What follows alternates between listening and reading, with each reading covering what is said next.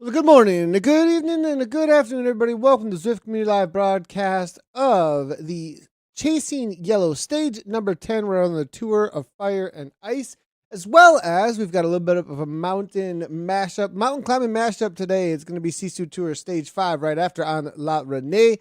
It is 28.1 kilometers for the first race on the Tour of Fire and Ice. And then we are going to be heading on to a 22.8 kilometer, but just straight up climb pretty much on the world of the Tourmalet, right? That's where we're heading on over to, as well as the Alpe d'Huez today. So that's what's happening. It's a lot of climbing out here today. And what's interesting, Dave, with the Chasing Tour as well as Sisu, they're looking to replicate the day for the Tour de France. And in pre-production, you were educating me a little bit more because you've got a lot more depth and history on the Tour de France. But on today's stage for the Tour, Clambier Classic, you said it was top 10 in the history as far Yeah, as, you would say, as far as iconic climbs? exactly. I think most Tour de France experts, which I wouldn't put myself in that group, but I would say that they would agree with that. When you look at it, today was a short stage, right around 130 kilometers, but man, when you say the sting is in the tail. Nathan, when you were saying today 22-ish kilometers, there's over 1,100 meters of climbing today. And the first part of the race is flat. So if you enjoy watching our athletes suffer, that's exactly what we've got in store for you for the next couple of hours here. This is going to be a climber's fest. 100%. Now, the riders have gotten out on course, essentially a lead in. There was a couple of little moves. I did see uh, uh, Lucas Verslas off the front just for a moment. One of the B riders, Dan, this is the only name I got out of Dan there. Actually, Dan was off the front for a second, but well, maybe we'll chat about Dan here and there throughout the rest of the broadcast. He's like iconic now for this for this He's day. become a legend. He's a legend already, making a move Yep. early on amongst the A's and the B's. Now it is a mixed category race, mass start amongst all of the categories for the first race. The second race with Sisu Tour is separated out, so we will have four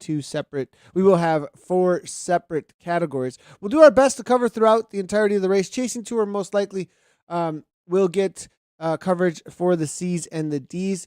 We'll get through probably the A's and the B category for the Sisu Tour, and then take a look at where the leading is at and give some estimations where things will end up in the C's and the D's. But don't worry, we will definitely find you out on course. Well, they are heading over toward the first uphills. Now, what's interesting about the Tour of Fire and Ice on Zwift is that they actually do this whole lead in and some climbing before they get to the climb because they have to climb over toward the jungle loop, actually, the Aztec released area of Zwift, the jungle area of Zwift out on Watopia. Well, there's quite a good climb actually heading right in, and I can see it right in front of the athletes now.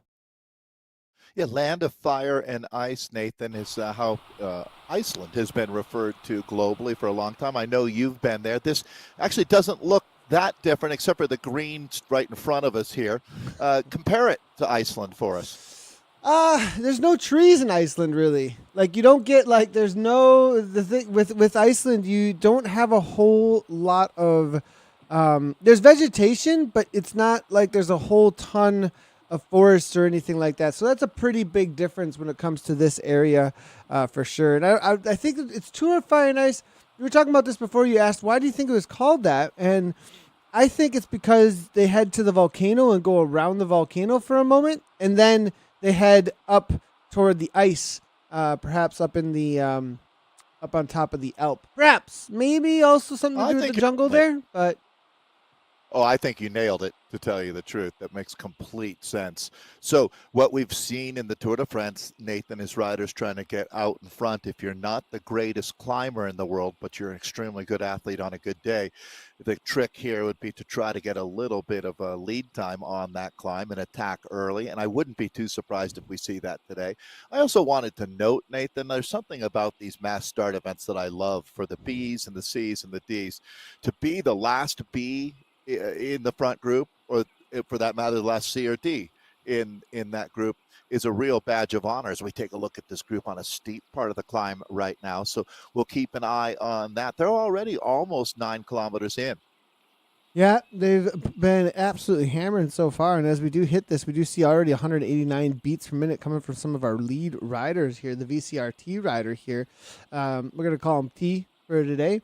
And he's definitely smashing 4.4 watts per kilogram. But that heart rate is really telling us how difficult this first 13% gradient that they were just on. A little bit of a kick. They're going to head on over toward a bridge, actually, that will give them an entryway to the bottom, as you can see here, off in the distance, the bottom of the Watopia mountain climb. But we are not heading up that mountain. We're heading up a much steeper, larger mountain, actually. As I mean, I don't know about steeper. That side of Watopia Mountain's pretty steep, but a little bit longer climb, that's for sure. Record times, Dave, I think, are somewhere in the 35 to 40 minutes. You know what? Speaking of climbers in the Tour de France, a couple years back, we had a virtual Tour de France, and Michael Woods actually was a part of.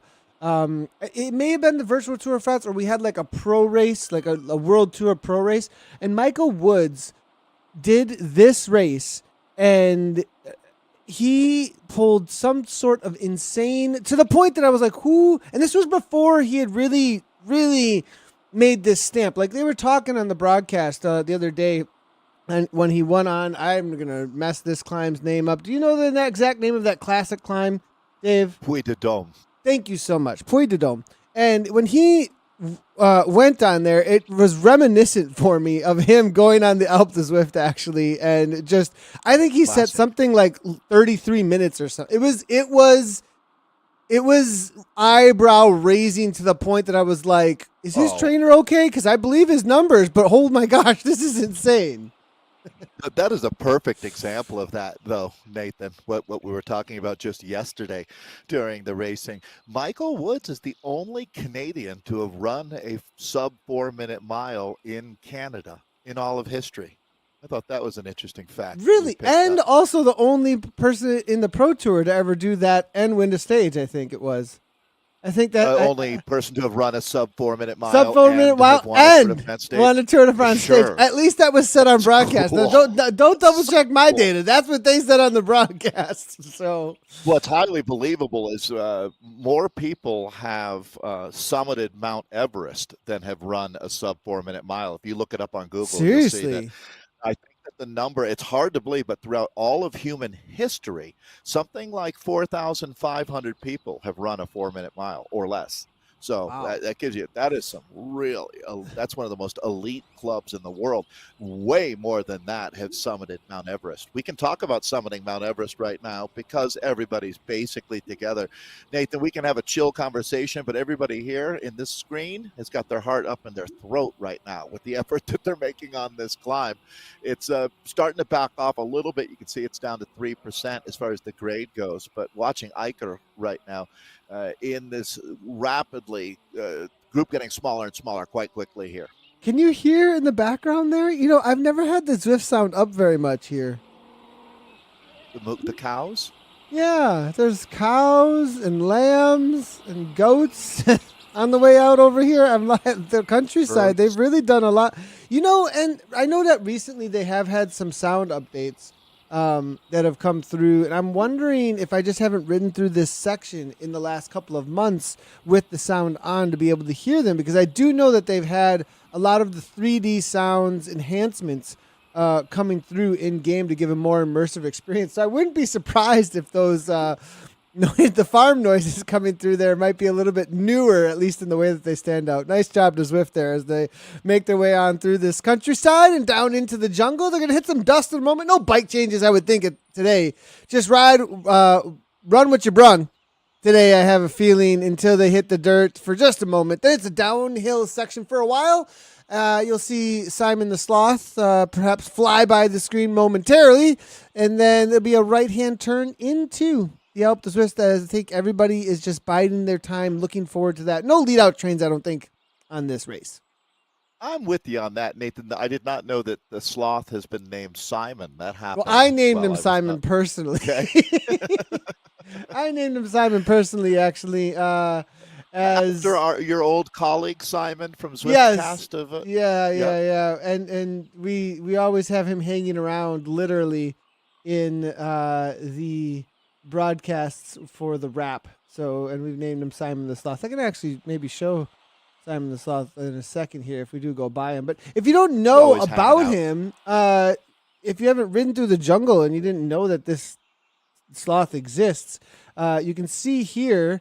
There'll just be a little blank box underneath me for a moment. But Dave, right underneath you, you have Simon the Sloth, and I also There named he is. him. His title is Protector of the Realm because he's there watching out for everybody all the time. And that's actually through this next section. We'll try and get a spot on him, All but right. that's what he looks like, as you can see above the dirt section of the jungle at this point. So a little bit A lot of of excitement around these Easter eggs, like the kappa. I remember the tremendous energy that was felt every time Well, we I went mean, when past there's the a kappa's hopping, hangout. when there's like a Frog, hopping, I don't know, jungle demon in that'll McCurry catch your Islands, attention. yeah, Yeah. you have to watch out for it. So So, cruising, Nathan. I mean, in all honesty, and we could have well, I this feel like we're discussion looking about at like France castles at this point and aqueducts and things because we right need a little bit of exactly, chill. So exactly. Simon's providing the content. Well, he did. He got us through a couple minutes there. But as should be, these riders laying back right now a little bit in this group, knowing that this race will be won or lost on the climb. So burning matches right now would be relatively ill advised unless you've got a plan. So as we start to see a rider inching off the front, I did see that Chilean Adrian Alvarado, excuse me, of the Wahoo Lacole team has taken the start today. James Young is back after racing with us yesterday, and Alexei Kallman is, in my mind, the man to beat today, Nathan. Yeah, Kalman's got a really, really solid, I On believe, form. 20-minute average. I have a feeling. We're watching out for him. If I'm gonna try and get some ideas here as far as the climbers go.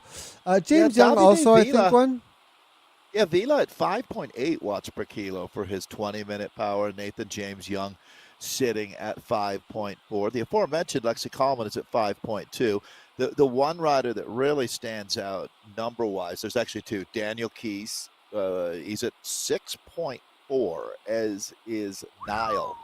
So of the back pedal team, those are Yeah, I think definitely we'll see how it goes eye-opening with numbers. Daniel today. Daniel did get the cone last time, so there is some questions I think around maybe what's happening with Maybe the Daniel and the equipment is training. a Yeah, the little, equipment just a yeah. little. So we'll definitely pay attention and see how things are going with that. But I Nathan, what currently on a kicker snap, and the snap, it's a great. I'm absolutely happy that he's out there getting the workout, but it does have the ability to read a little bit too high or even a little too low. So maybe, I mean, at 6.636 watts per kilogram, if you're climbing that for 20 minutes, you're challenging the best of the best in the world for yeah, sure. you definitely have Tade and Jonas right next to you. Exactly, exactly. So, but it's great to have Daniel out here, and hopefully, if he does do a good spin down on the snap, the numbers may change just a little bit, or perhaps if he does have access to a power meter, throwing a power meter. There's Simon the Sloth, There he though, as was. we go through. Yep. We just saw him in the screen. He agrees. He's saying, hey, guys, have a great race out here. Let's get a throwdown going here. And that's exactly what we're going to be looking for. So Coleman, Young, Villa, Alvarado, Niles, Scarmato, who's going to make their name out here today? What's going to be a challenging chasing a yellow stage 10 that we have underway as the guys get a chance to ramp things up here. So theoretically, you'd say, wow, this should be over in just a few minutes, right? We said it was 22K. They've just gone past the 14.2 kilometer mark. Well, as they say, sting is in the tail. A lot of climbing, over 1,000 meters of climbing remaining here, Nathan, in the final 7.5K. Alp the Zwift That's a lot. times That's some looking serious VAM. It is. I'm looking at some of the top times that perhaps there's Steven Kurtzmer. We're looking at a 33:51 coming in from him way. It's probably set way back in 2020. Ed Laverick has done this in 34:19. Leandro Messineo 34:11. I'm wondering if anyone is going to have those kind of legs today. Those would be huge breakout numbers here. 34:49 from So Alex West from Canyon. Tyler West at a 34:50. Go ahead, Dave. to do those kind of times, Nathan, typically you're going to see riders in a very strong competitive group as well, so that they can pace off of and draft with other riders until they attack them at the end of the race to go on and be the best of the best, right? I mean, that's something that you're going to need some help. 100%. Yep, definitely going to need some help there, and we'll see if these riders are going to have that kind of motivation as well today to push each other, or if there's going to be a little bit more watching each other all the way to the line. You know, a rider like perhaps Kalman may have the legs out here today. Maybe somebody comes out of the woodwork as well. There may be a rider or two hiding in the pack here that's suddenly going to show up, and you know it's gonna the pointy end of the race. Suddenly the cream, it's going to rise to the top here in just a moment. And as that separation happens, we'll start to figure things out. I do know that Lucas, you know, he is a very strong, consistent rider as well. Watch out for him. Even though, you know, maybe not have the build of a climber necessarily on paper, he can throw down some pretty serious watts for quite a while, and he may challenge up front. Sarah Bishop jumping in with the bees today, Nathan. Good for her. See if she's punching above her weight. An She's exceptional climber definitely on a the person to OCR watch. team. Is she actually in with Yep. the Chasing Tour today? That's so great to see. I believe she took the start in the B. Well, everyone started together with a mass start here, but she's a B rider that will be looking to highlight. Boy, it gets steep. Just got real out here, Nathan. Enter the Thunderdome. Yeah, let's talk a little bit about bike setup here, Dave. This is going to be interesting as we do see Lucas here smashing Mellenstein wheels. What is he doing for the bike here? Is that going to be Wow, this is a the S weapon that he's on. Works? Yeah, it looks like he's That's a picked up Vang, isn't it? Ethos. He's on the Ethos, it looks like. Oh, Yeah, wow. with the So this is Mellensteins. your climbing machine. No, I mean, in real world, this is a 22,000 euro bike. Oh my goodness. I didn't know it was that much. That's insane. Well, with the Mellensteins, Yeah, I mean, okay. Gotcha. That makes sense then. That makes sense. Well, we've got Alexa Callum and Haggard. It looks like this front group of Christensen is here. James Young is here. A little bit off the back now, Osby. Now, one of the stories, one of the narratives to watch out for is you've got the initial punch here to make this lead group of five. And what are the odds, Dave, out of this? 20%, 40% of this group are trying to go with some leaders that are just over the pace they can actually hold. And behind, there's a few that said, look, I know what my pace is, and I'm going to hold it steady and catch those that leg behind. There may be one or two that can hold this all the way to the top, maybe even three of them. But I think a few riders may fade, and some of them from behind here are going to start working their way forward. in the Venn diagram with discretion and certainly experience where they come together really benefits a rider on a climb like this. Understanding your limits, but knowing how hard you can push without blowing a gasket, redlining. It's a real skill. And I would imagine that Alexei Kalman, who's gone to the front right now, this is in his wheelhouse for sure. He's going to ride this down, Nathan, to about, I'm going to say, a three-rider group in the next 2 minutes. I'd be surprised if there's more than a couple riders that can still go at this pace. And certainly Young would be one of them. He comes in, James Young now. They're very, very similar in their power profile, to tell you the truth. James Young, a slightly larger rider, but also able to make just a little more power, which should have them pretty even on this climb. So that's going to be the Kalish team, one of the top teams in the world. I put them in that top 5 squads, Nathan, consistently over the last, really the modern era of Zwift racing. I'd say the modern era basically is post-pandemic. We're going back and looking at the riders right now are just trying to latch on to pace being set by the Danish rider Kalman. It's a relatively large group. This would be what you call separating the wheat from the chaff. Big Dog, the DPR rider, is still there, Nathan. Yeah, and it's good to see Bertoni here. This is not a rider I'm super familiar with, actually. And Bertoni, coming from Italy and AHDR. We're going to see if we can get some information on this rider because he's done Louis Bertoni here, Team AHDR. I'm looking at his 20-minute. He can do a solid 5.2, actually, the Italian rider. So, and maybe just sitting in, waiting for his moment later on. We've only gone through one pass. We got plenty of passes to come. He is a level 60 Zwifter, coming in at 67 kilograms, 375 watt FTP, actually. So, this is a rider to watch out for, I think, for the win out here today. 5.86 watts per kilogram. Definitely somebody who's got is watching, marked this day. I think he marked this day because his sprint is only 855, 12.76 for 15. That's about 3 watts per kilogram less than the big sprinters. And I think in the chasing tour, he's definitely thought, okay, this is going to be a day I'm going to mark for the calendar and try and challenge for a win. As a pure climber, there just aren't enough days like this. Alexei Kalman riding at his own pace. It looks like, though, Bertoni more than punching above his weight. Another Dane Christensen right up there in the vanguard here. So front group down to 7 riders, a significant amount of climbing. Drafting nowhere near as much of a factor as it would be normally. Big Dog really living up to it. He's gone up to the front right now. So big throwdown by the American here. This is such a great shot. I can actually, Nathan, feel my fear of heights kicking in. So you're doing an amazing job. As we take a look at the front group right now, no point in attacking out of this group. Right now, we're just on the grind.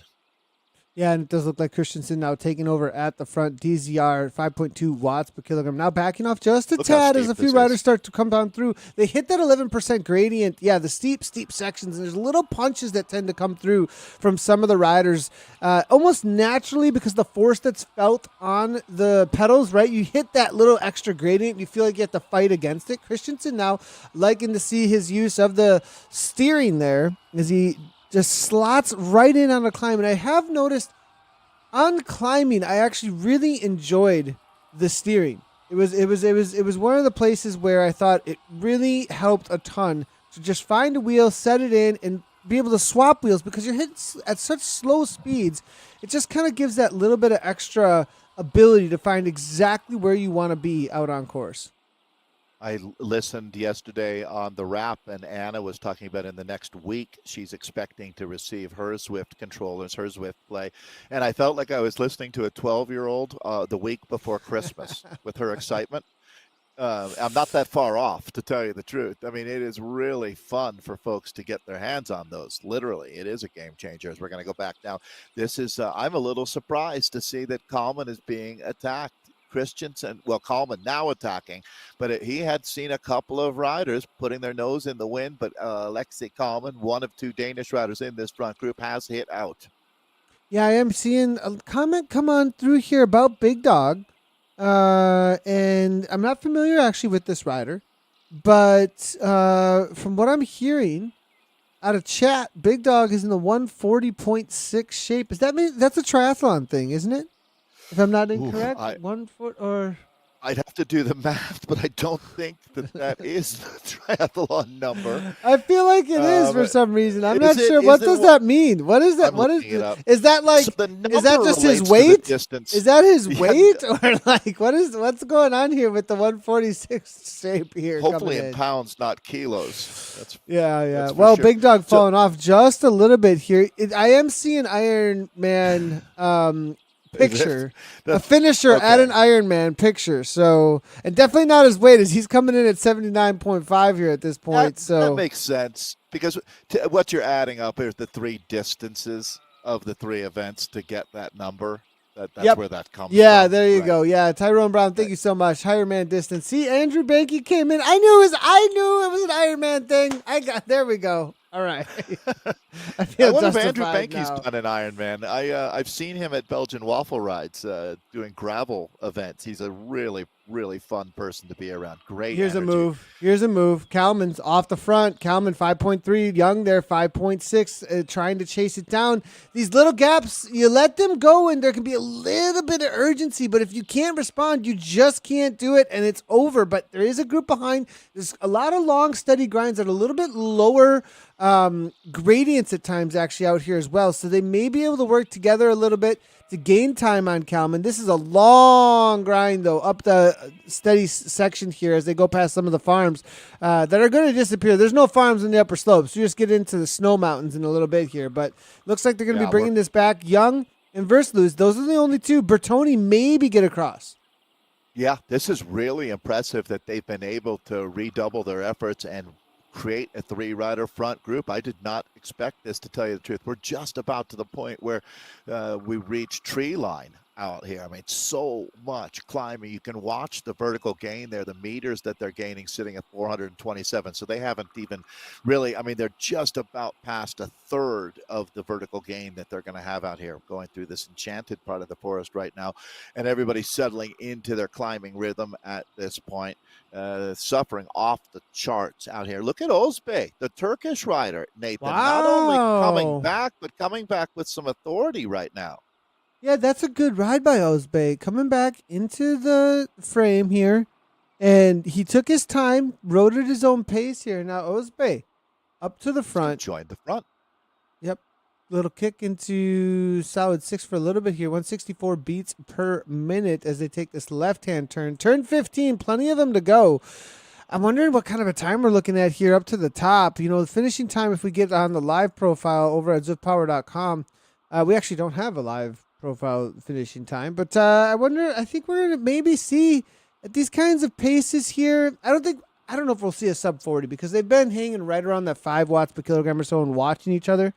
I think we're going to be looking at more like a 43, 44 minutes or so for this. Well, Christensen though getting dropped off. He's the first one to go from the front group here now, redoubling his efforts, as you would say, though, up in the 5.8 for a moment there. He may be able to find some of the stragglers as they get dropped off from this main group. We'll start looking through the top 10 to 20 though to definitely highlight all those that are climbing. Nathan, if you're his director right now, exactly what you've been talking about. Ride at your pace, stay in the game, stay focused here. You will start picking these guys off. Certainly more than one of them has ridden above their limits, has gone beyond what their capacity is, and they'll pay a price. So just, again, believe in yourself, believe in your fitness, and don't panic. That's really the best thing a director can tell you right now is ride your race. And that's exactly what Christensen's going to be doing. This is a stage race. So we're looking at a GC, a general classification format here where your time each day is added up. Lowest time would be our leader. So riders do have multiple opportunities to ride the stage. However, looking at the global factor of Zwift, it wouldn't be fair to just have one race. So there's a few opportunities. So you want to make sure that you're in with the fastest group of all. Going back and picking up Haggard, who I've been noticing throughout the race, looking like on a good day. Yeah, currently sitting in 8th place. Nothing to be ashamed of, that's for sure, as he's chasing down Christensen as best he can. 33 seconds. And you kind of get into these rhythms on climbs like this where you start looking at the times on the right-hand side and thinking, okay, keep it at least within the current time frame, time distance that you have, and see if you can chip away at it. And what I do like about Zwift in this respect is you can see the watts per kilogram that they're holding, and you can try and match it or go above it or go below it. And it's one of the best ways to get an absolute limit pushed to your limit against another person in a competition threshold workout all the way to the top. It is usually right about an hour, a little bit over an hour. So it's one of the best ways to get a killer workout, actually. Kalman on the attack, actually, up ahead. I just saw 8.6 watts per kilogram real quickly there. Alexi here, not wanting too much of a party at the front here. He wants to go solo. Yeah, and Nathan, it's going to be about, let's call it 6 minutes an effort. I think he's prepared for what he's got in front of him. He has to think through some of the steepest climbing that we see that he's trying to drive the nail home. This is a race-winning move. You got to believe in yourself right now. So he's betting on himself. I love that. As still plenty of climbing, though, plenty of opportunity for riders like James Young to make the catch. Verslees having a great ride today. Osbe riding out of his skin. It's going to be Big Dog sitting up in the top 5 right now. You can see that train right behind him, and actually they're going to come right back to Alexei Kalman. So he's unable to break their will. 415 watts as it kicks to 13% real quickly here. It does open up a little bit of a gap of 1 second. And now there's the moment here, Dave, after that initial punch and everybody kind of goes, oh, and responds to it. Whether or not people kept it under wraps when it comes to the zones that they were in. If they went into too much of that danger zone, they may be able to be popped right now at this point as it hits the 12% grade. It's the steepest sections are exactly where you can get the most amount of time. And so as we're looking through here, 3 riders here making a move. Young to the front, Kalman to the front, Versleys to the front here, Osbe, Bertoni, they're all still in contact. And Big Dog from DPR, what a ride. Yeah, and Nathan, they're all sitting right on 5.2, 5.4 watts per kilo. So I'm not saying that they're being conservative, but no one, I mean, outside of Alexei Kalman, who's made a few surges, no one has really tested the waters for winning out of this group. James Young has been one rider that looks exceptionally good to me today. He's really just been matching Kalman blow for blow out here. And we'll make our way back here through as the 6 are all back together. Definitely we're able to see what was going on with those attacks. Haggard here, 24 seconds. He's closing distance to Christensen, actually, so we may have a 2-up battle for that 7th and 8th place. Daniel Keys now a little ways back, keeping it steady, 4.0 watts per kilogram. Steady for him as he's sitting in 9th place. Good to see. And then there's going to be beats alongside Albury and Hardy. 3 riders now. And it's going to be our first B rider. BFFA out of France, Aubry. Now 1 second back from Beats, and Aubry trying to come across. For C rider right there too. I'm not sure if that was an Ecuadorian flag that we're looking at there for the first C, but that's an incredible ride. Yeah, coming in from the Dirt team, wearing a Watch the Femmes cap. Great to see. Always love that. It's going to be M. Hardy here from, it looks like, is that Ecuador? I'll have to double check and see. It could be Guatemala, possibly. We'll have to figure that one out. It's certainly going to be Central America or South America, is my guess. We'll get it. That's Ecuador. Good ride. Call there. Great call. Ecuador. Yeah, and Hardy's actually, I believe that this is one of the guys who helps out with the organization of the Chasing Tour in some ways. I've actually seen Mike in the Chasing Tour club with a lot of chat, a lot of responding. He takes a ton of time, actually, it looks like, to respond to everybody's comments in the club chat on the Zwift Companion app. I noticed, and so he does a great job, it looks like, of kind of molding the community together, answering lots of questions all the time. And he's always one of those individuals that you find within a community that is just there to be really helpful and get the information to the people that they need. So I want to give a shout out to him because I actually noticed that last night. I was going through some of the club chat and just saw that and I recognized the photo. Actually, he has like I think it's a bird, a peacock or something along those lines in his Zwift Power profile as well as his Zwift profile. That it's kind of like an artistic one though, but cool little profile image. And big shout out to Mark. Great job for helping everybody out and getting the information out to them that they need. Amazing ride though as a sea rider. Nice job. He's got a lot of wins coming on through here. And I think this may have been, he's probably also the rider. I think he's traveling or something along those lines, and he has to race his way through. Like he can't be upgraded because of the way that the points are working at this point. So he'll be winning the C category for sure for quite a while. But good on him. All right. I bet she's a big Richard Carapaz fan as well, speaking of Ecuador. All right, back to the front now. 7 watts per kilogram from Kalman just a moment ago there, Dave. Yeah, that's a fine how do you do. If you're back in this group, he's going to be keeping it up over 6 for a little while now as we move into the finale. Just a couple minutes of racing remaining here as it remains steep, not the steepest pitches, but there's plenty for the Danish rider Alexi Kalman to work with. He just can't shake these guys, Nathan. A ferocious group. How about Verslees today? This is one of the best rides we've seen from the Canadian. Yeah, and it's great to see Lucas. Beforehand, we were saying, does he have the kind of climbing prowess? But He's closing this down. He really does. He's got the effort, and one of the things about Lucas is he does these speed runs. There's these speed runs that the community that's out on Twitch are doing. It's really underground thing. And they'll set up for the month. It'll be like the course of the month or the run of the month. And they'll go after that month, the best time that they possibly can set on some sort of crazy course. Sometimes it'll be, the Three Sisters course. Usually it's something that takes somewhere between an hour to 2 hours or something like, and there'll be these, and Lucas takes part in these. And a lot of times he sets the record. So this is a guy who can go hard for a pretty long period of time. He's got that really high threshold effort. I've been watching out for Lucas now. Whether or not he's got the kick to the top to match Kalman or some of these other riders that might be there at the end, I'm not sure he'll have the kick, but he definitely has the engine to just chug along to the top of this mountain with him.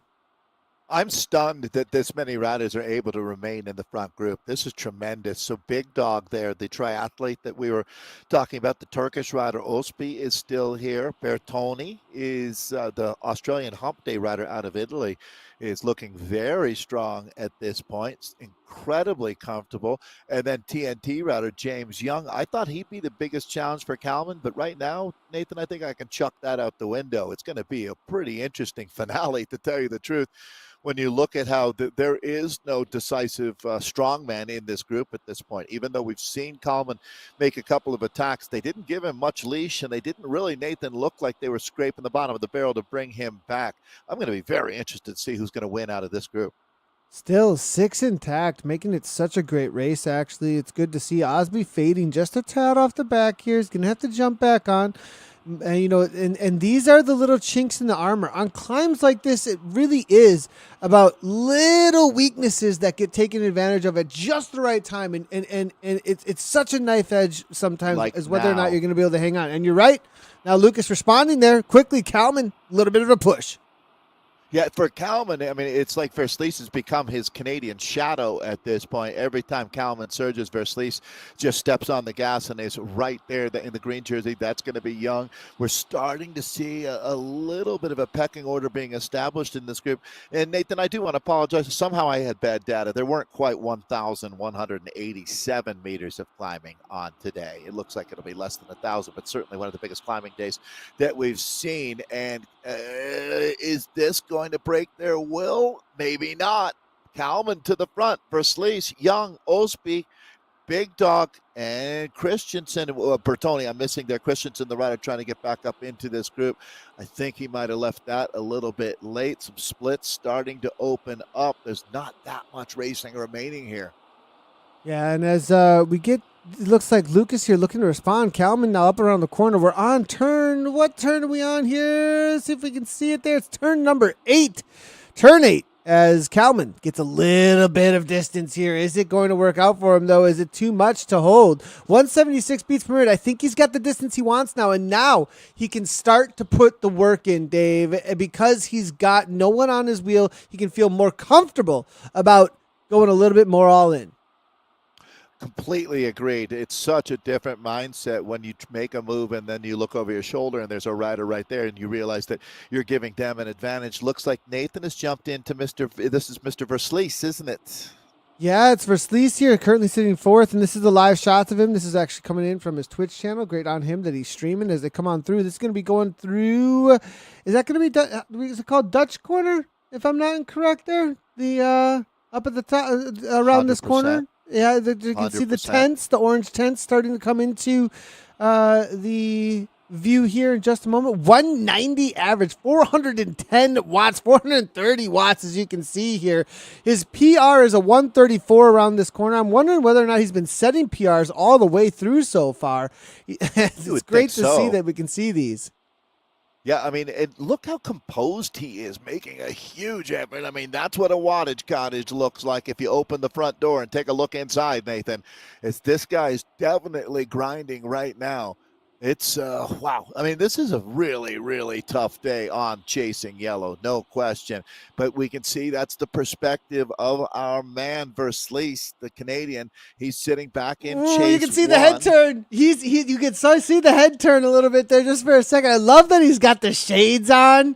I mean, and he's really like. I mean, this guy doesn't show any of the chinks. That's for sure. Too He much. kind of But the 191 shows me like he gives little hints here and there, like that something's going down that may be a little too much for him. But it looks like there's a little bit of a push at the front that may be bringing this back. Because look, Kalman here, he's got a little bit of a gap, but it's been brought back to 1 second. I like the gloves. The fact that I mean he's got that Leon the professional look for sure.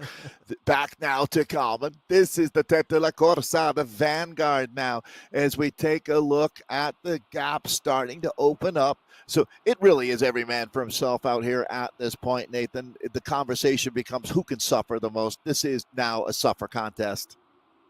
I'm seeing an awesome comment coming in from Jonathan Moran, the organizer of the race. Great to see you hanging out in the chat here. He says he pulled the stats from last night. The average rider in Chasing Tour has increased their FTP by over 10% so far. Hardy has one of the biggest increase. That's great to. That's a great thing to hear, actually. And Hardy is an active Discord community member. Yeah, and we did see Mike. Mike is seems like such a great help actually to the community. That's a pretty cool stat actually that these riders are getting in. You know, and that's really what it's all about, isn't it, Dave? Like it sure is. And the race is one thing, and the motivation to go out and do the race, and then the benefits to their life that they're actually getting through that. That's really what we like to highlight here on Zwift Community Live, alongside of the competition. Yeah, we're going to give Jonathan Moran 100 karma points for all the work that he's been doing. Jonathan, you're awesome. You really are. And that data that he was giving us, I don't think that includes today, Nathan. And you would think that FTPs are going to be blowing up left, right, and center after the efforts, because there's one thing about going out and making a huge effort. There's another thing about doing it in competition. And yet another layer on top of that is when you're really enjoying yourself and going all in. It's a natural state effort. This is going to be the Italian Bertoni riding in, I guess we'd call it chase one. That's the rider that they're chasing, that black figure just up the road, Alexei Kalman there. That's the Kalish rider. It's going to be James Young in green. Now we're back to the Turkish rider here, Ozbey, having an incredible ride here as he sits right on the wheel here.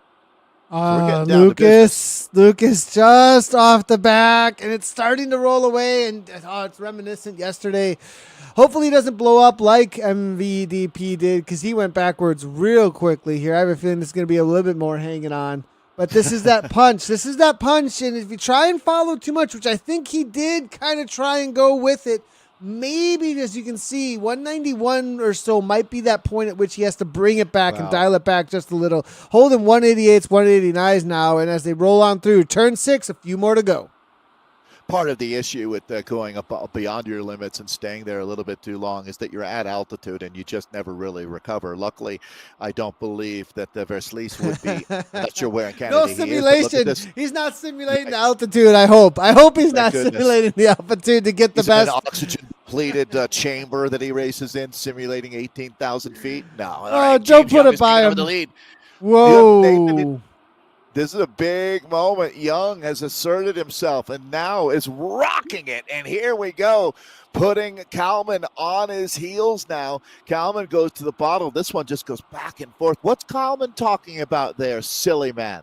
Well, it's you know how it goes. You get out there and the way that you get a little bit, yeah.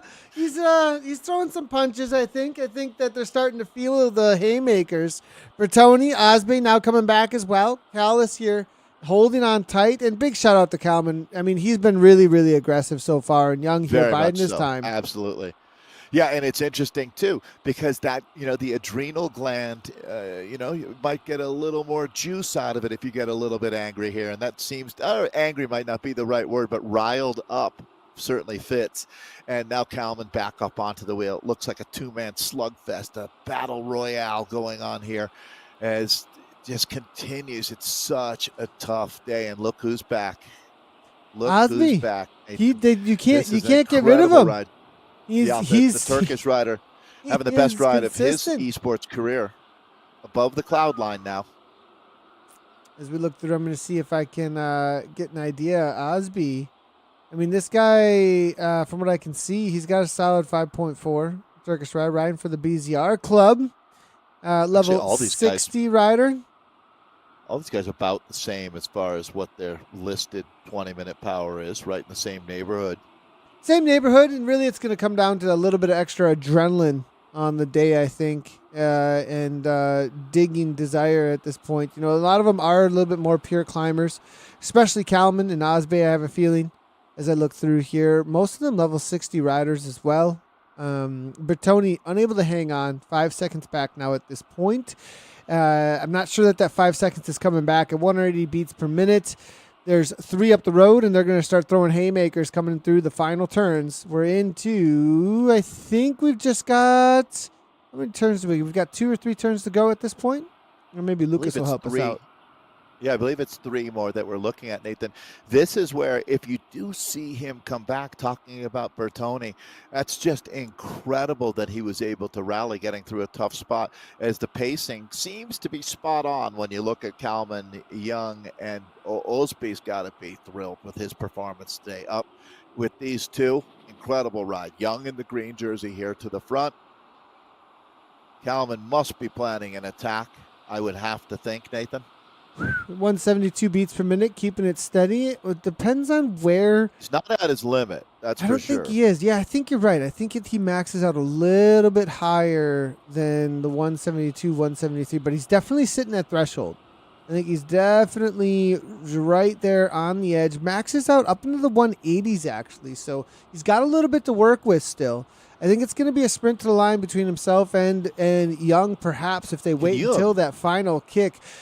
That last wall is deceptive, Dave, and, maybe I'm giving away a little bit of information here, but it's a double kick with a false sense of it being over. There's this little bump right at the end that you think it's over, and you think that you're going to be going to the finish line, and then there's like this last little wall in your face that you have to sprint over the top of. A lot of times people will kick into that wall and have nothing left up and over the top. I've done that many a times. I have a feeling perhaps we might see that today. All right, Kalish rider right now sitting on the wheel of Young, and he's right there. I mean, this is a great example, Nathan, of 2 dogs fighting for a bone and a third one coming along and snatching it while they're fighting. That's Osby. He's that third dog right now.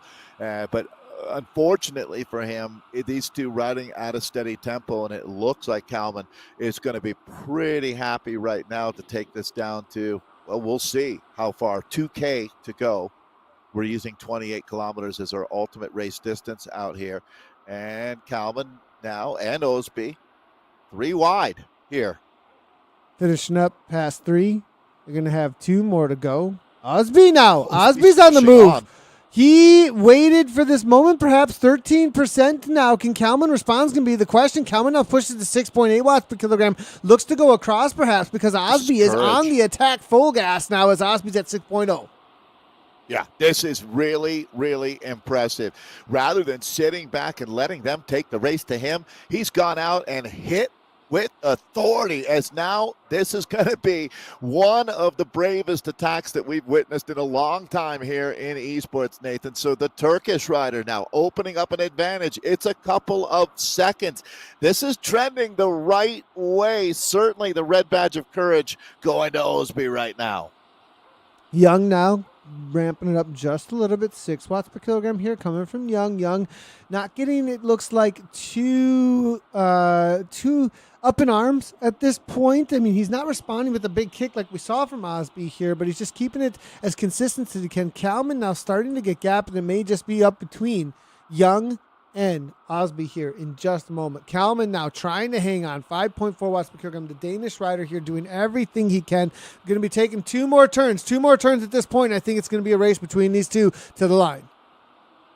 You can only imagine how deep they are digging right now. The suffering will be immense as we take a look at the gladiators of this climb. Again, that's going to be Osbe, the rider in black with the shades on. He certainly, I mean, it was only a few minutes ago that he was getting tailed off of this front group. He was able to join. He sat in the wheels for a little bit, and then he attacked. But here comes Young. It looks like Young now is rallying.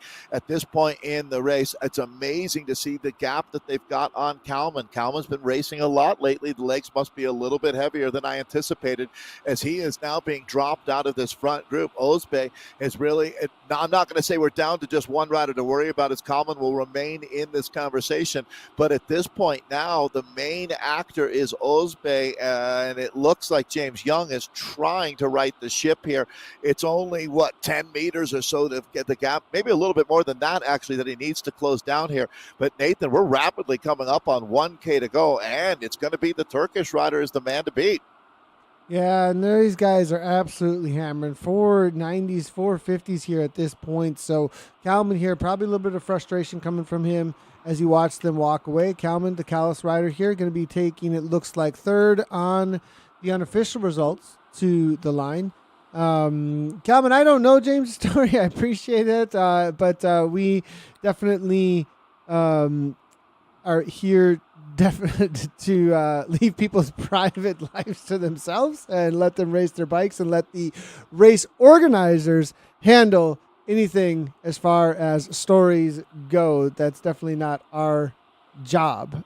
So we're here to celebrate the fact that they're getting an amazing workout. And, at 460, 480 to the top here, as well as Young here. Well, I mean, it is a big, hopefully these riders will do some data verification. That's all I can really say.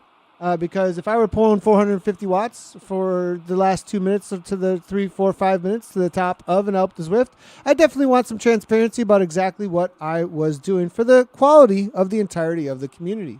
I'll say that for sure. That's if you're at the very pointy end of some big races, you should definitely have transparency. That's about it. Osby, though, mutant here as well with Young. Nice job to them. Kalman 30 seconds back at this point, and hopefully with this call out, that as well as that, we'll get the verification that we need. Osby, though, the Turkish rider, will give a good congratulations for the effort that he is putting out, though, at 175 beats per minute. Young sitting second wheel, Kalman third wheel, Bertoni fourth, Verslees rounding out our top five on course right now.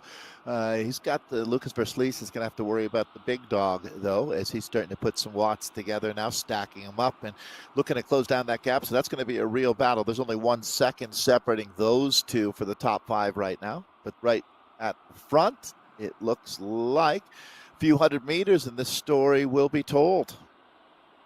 Yeah, and great job here. This is that double kick I was talking about here. 10% gradient. I see what you mean. Yeah, and it's always sure, really can be deceptive. Super deceptive here. Osby now 6.7. It's Mutant the first now, time that you're not climbing for about half an hour right now at the very, right? very top. Yeah. You got this fine. And the sprint to the line is always so difficult if you're going to be up against somebody. This double kick here, here's that wall. You think that you're coming over the top of it, but you're just not. As you can see, this a little bit deceptive. Then you do see that I always kind of use the leg of the statue as like I can actually sprint over the top of this because it tells me that there's something to go for.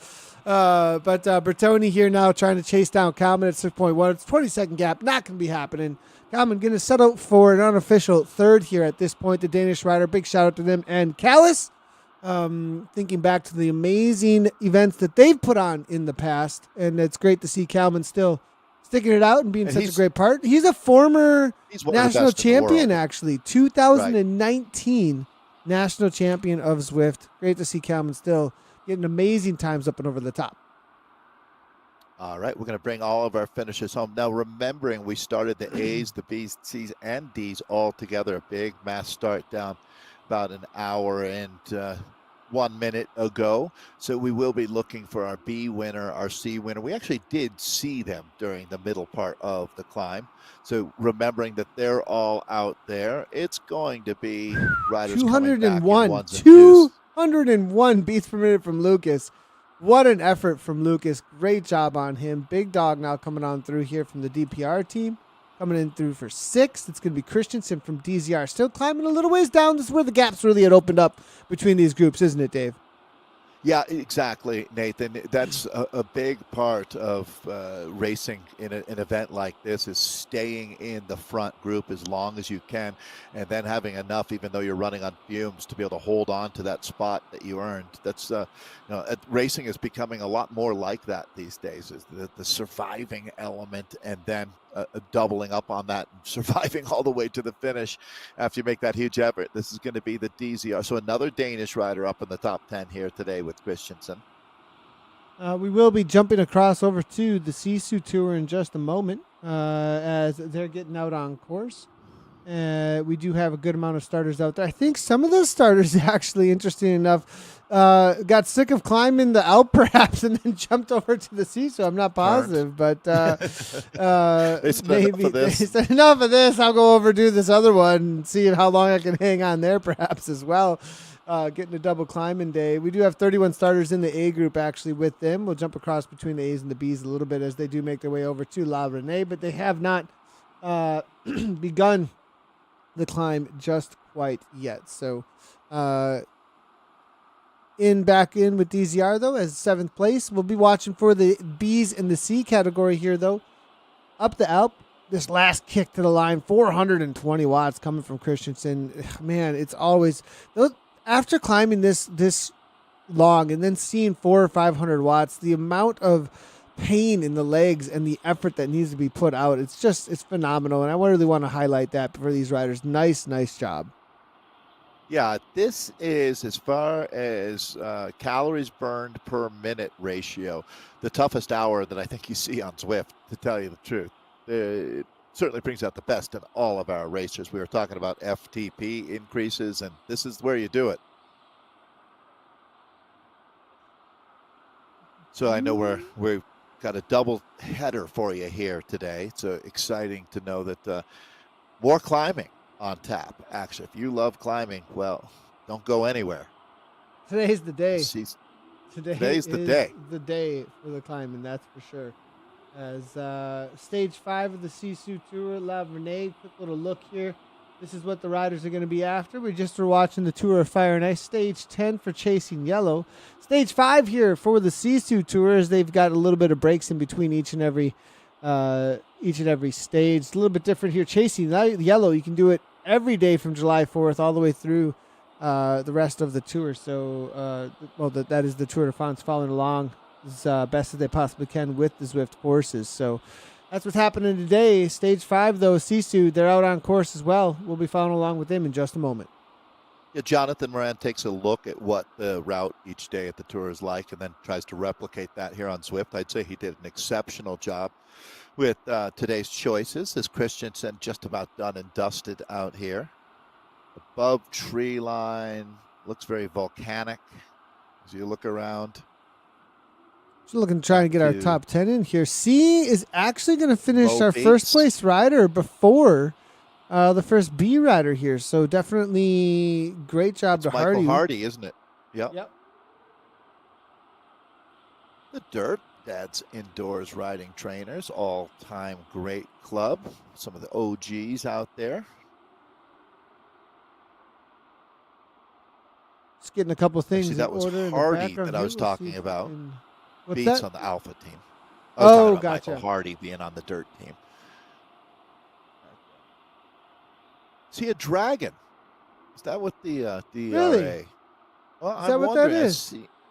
I'm wondering. Dragon's a new team that Nathan and I had been impressed by recently.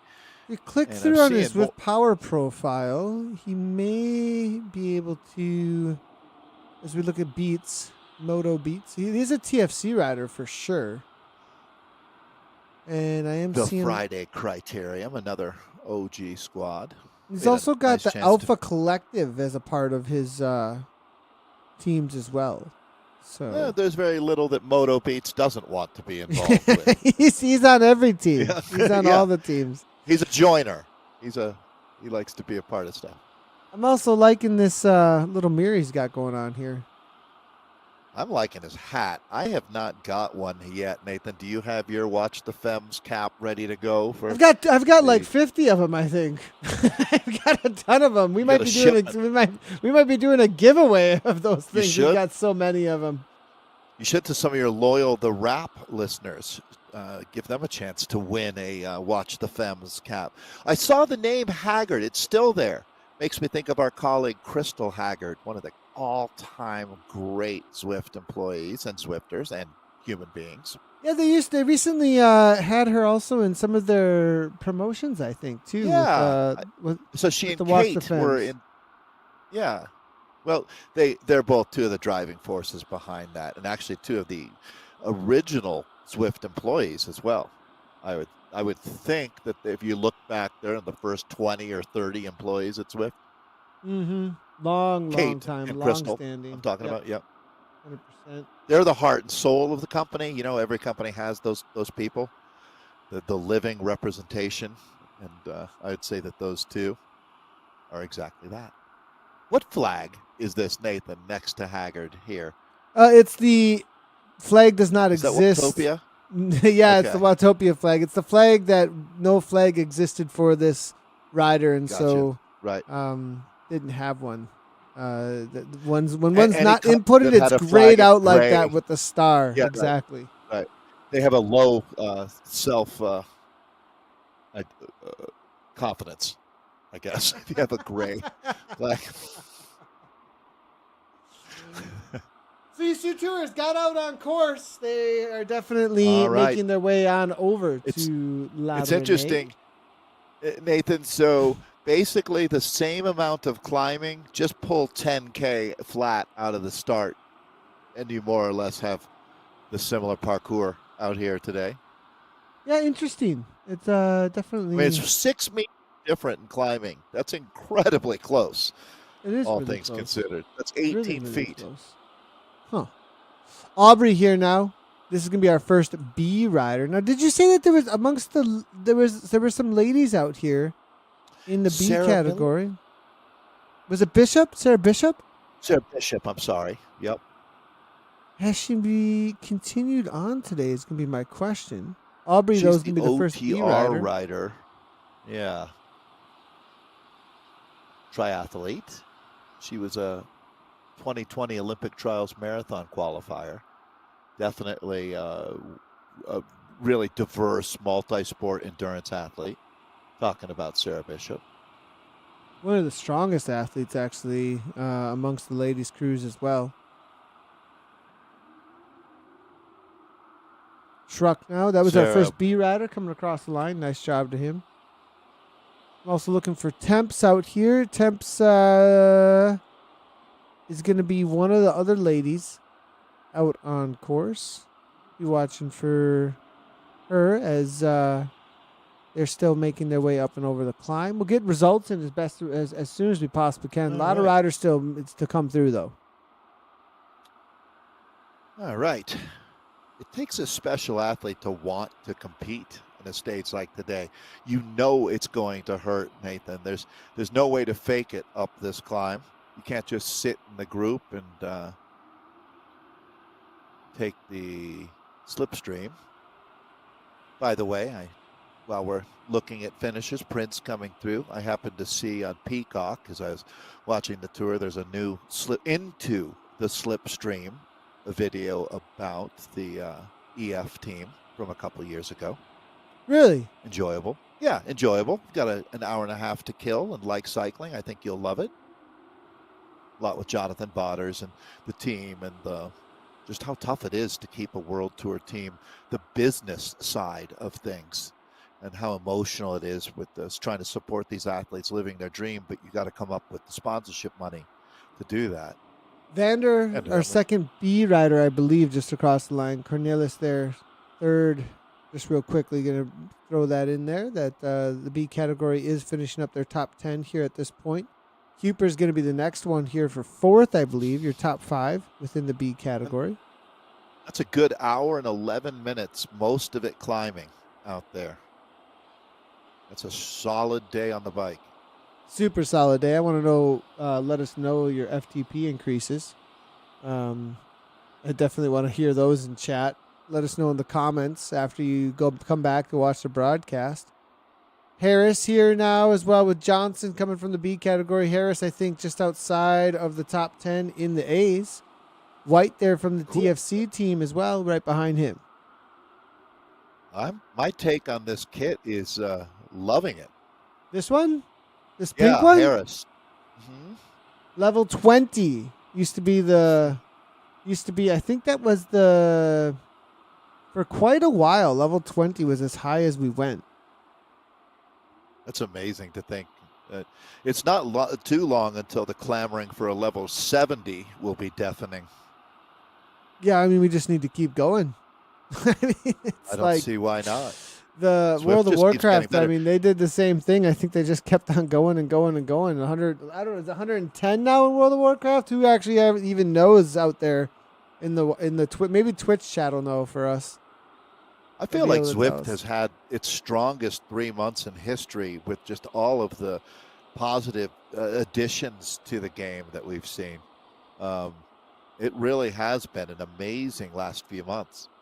I'm being told that Lucas set a 37-minute Alp just now. Lucas versus Luis? Yeah, that he just got a personal best up the Alp at 37 minutes and some change. I wasn't thinking. I thought they were doing a 43. I thought they were doing 43s. Right. They did 37. 37 used to be like the record back in the day. That's incredible. A serious effort. Nice job. I wonder where in Canada Lucas lives. I'm curious to know more about somewhere his away backstory. On the West Coast, I believe. Yeah. Well, he's doing his work. There's no question. I'm wondering. So at 5.4 though. 35 minutes. I thought I could hold 5.4 over the top and I thought I was not even close to that. Maybe I have done a sub 40. Interesting. Huh. I don't even know my time. I have to go find out now. I gotta go find out what my now I'm curious what my time is. I thought I did somewhere close to a 5.2 or 5.4. I did a 36 with Tepe. Okay, that's right. Okay. For some reason, I thought it was 43. This is going to be our Portuguese rider finishing up just now. Ending the Dave's like, okay, Nathan. Yeah. Yeah, Nathan, you're fast. No, that's incredible. But then when you said you did it with Teppo, I thought, oh, well, Teppo was there. Teppo actually, he was amazing that day. He had a dropout and actually helped me out that day after having a dropout and had to relog actually and came back into the game and then just paced me to the top. He was so awesome that day. There's no way I would have performed what I did without him either. So awesome. That's our community. You know, when you say that this community is awesome, that's the kind of thing that they do. And to somebody who doesn't Zwift, they'd say, what's the big deal? Who could possibly care? But I get it, Nathan. For you, it was a huge deal. It was. If I would have been alone, I would have just gone back to the next group. I would have just probably gone back to the next group and that set an awesome time. So nice job to Jerome coming on through here. Our next one for the C's. Out on the Alp, I definitely want to highlight this real quickly, is going to be Imahara from BPCC. We've got the Cave Soldiers here with Baltzerson, Coop Men. In the Sisu Tour, though, we're going to head over there for just a moment and show everybody what's going on with that race as they are starting their climb. Great job to them. Des Silva. And Keys actually jumped on over and said, forget this. I'm going to go do this as well as Niall from Backpedal. De Silva here is setting the tempo. These guys, you feel like the speed is really immense. After watching riders climbing for an hour, Nathan, getting back out onto La Reine is, it's certainly you have to adjust a little bit. Hear the crowd as well. There they are. I love it. Back in Sisu Tour now as we take a look at, well, 10.8K. So distance wise, they've just hit the halfway point. Climbing wise, they're just getting going. About Just getting 1,000 meters. started. Yeah. Got a little ways to go. Nile from back pedal, first one to the front. As you can see, 184 beats per minute already. And the moment that they hit that petite climb, the fireworks started. And I wonder who went a little bit over their efforts here early on that petite climb, because that thing's got some sting in it, but they've not even gotten onto the actual climb of the day yet, as they're heading on up here now as they hit they're going to have another, what is it going to be, a little under 1,000 meters to go. Yeah, boy, that sounds like a lot, because it is a lot. That's for sure. Yeah, so we're down to, looks like around 20 riders in this front group here before the climb proper begins. So use it, but about 20 minutes of riding into the race here, 20 minutes of warm up before things go ballistic. Right back to the front. Who's on the front here now with this main group? It's going to be the question. Again, is it going to be Niall from back pedal? He's going to be the one to watch out for, I think, here on the day.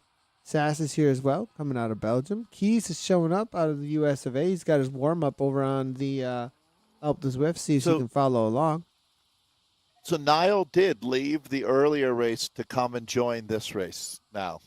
That is confirmed. That's what I'm wondering. Or did he do I would say that would be the case. I don't remember seeing Niall in the race earlier, is my only. I know that the Niall was, I think I'm getting commentary. I'm getting somebody in the comments saying that he raced in stage 10 this morning and now is doing an evening race.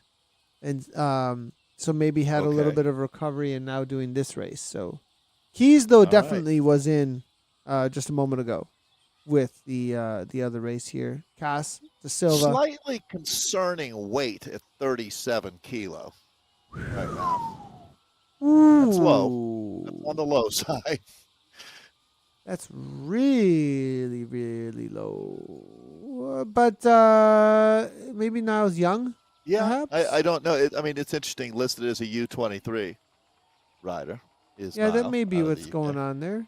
A lot of times. Huh. Yeah.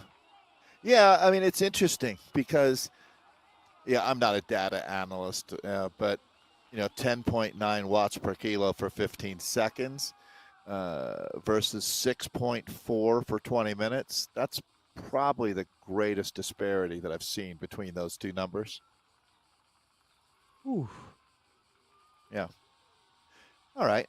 Well, be careful, Niall. Be careful. That's all I got to say, especially with weight. I mean, it's definitely something that has been watched out for within the Zwift community, and just that's all we can really say on that matter is just be careful. And I just always hope, Nathan, that people find that the honesty is the best solution, just because it makes the experience so much better for everyone if we all play by the same rules. Yeah, the honesty, and also just from a health perspective too. Right.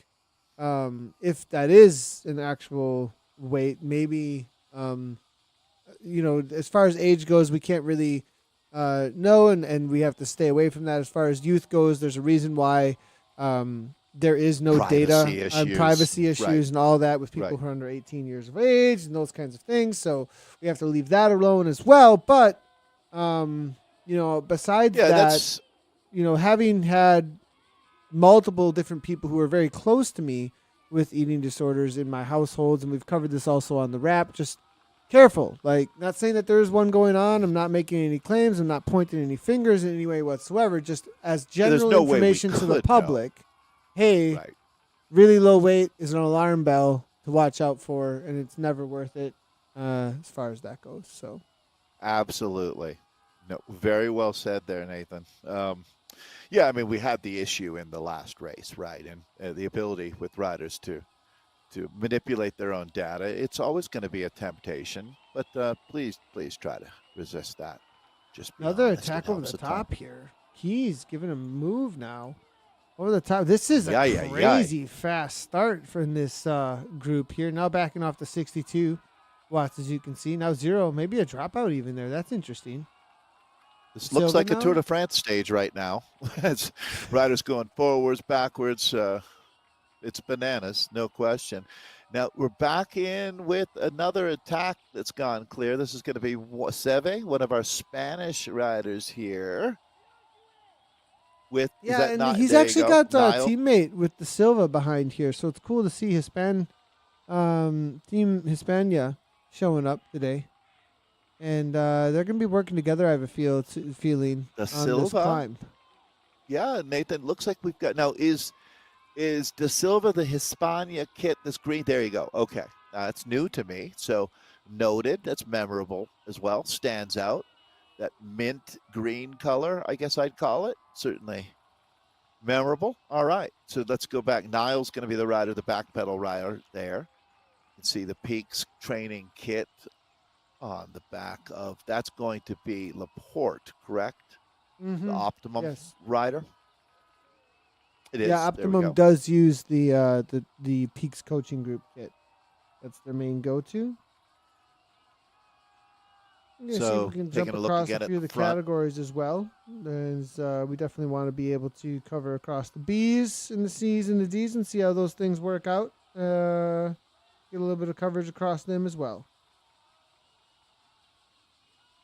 But De Silva, I'm liking this kit. Let's talk a little bit about this. Is a new kit to me actually, and this is not a color that I see used a whole lot in Zwift. Um, I'm assuming they're coming out of Spain. I'm just gonna double check here though. Don't want to make too many assumptions. As Victor De Silva and Cive are here, both of these riders. Yep, both coming out of Spain. Great to see. And they've got the HISP club.org. They actually have their own website. Um,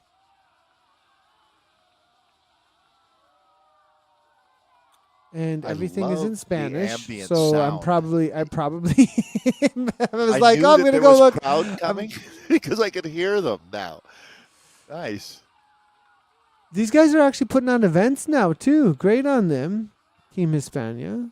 Hispania is a Spanish-speaking community dedicated to social and competitive indoor sports. Most of our members are into cycling, but they're also runners and triathletes. Favorite platform is Zwift.